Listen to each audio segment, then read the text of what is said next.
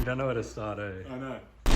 Hey guys, welcome back. We're doing another walk around of basically version 2 of Quilter's R31, which if you don't know and you've been living under a rock, it's a 3-litre RB30E, because I got grilled for saying D last time. Single overhead cam.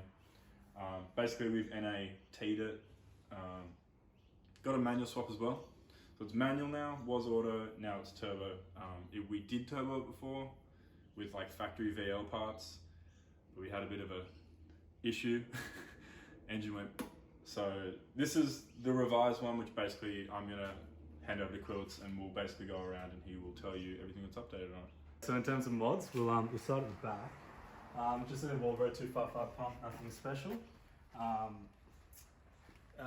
3-inch exhaust. We're just running a universal fuel pressure regulator, 440cc injectors, fuel rail, front mount intercooler, stock VL manifold with a 3582. That was a bit of fun to put in, but a few hours, a few beers, that kind of stuff. Yeah, Z32 AFM. Yeah, so it makes about 250 kilowatts at the wheels, 14 pounds. Yeah, it's pretty laggy. 4.5 Ks about when you're on full boost. Red line being 5.5. Yeah. It's a fun 1,000 RPM. Yeah. So that's like general overview of the car. If my quality is different, by the way, it's because I brought my GoPro here to film and it's dead for some reason. So I'm just gonna wing it on the iPhone and hopefully it looks half decent. But for now, we're gonna go out and get you some clips, show you the dose and just sort of drive around. Should be good.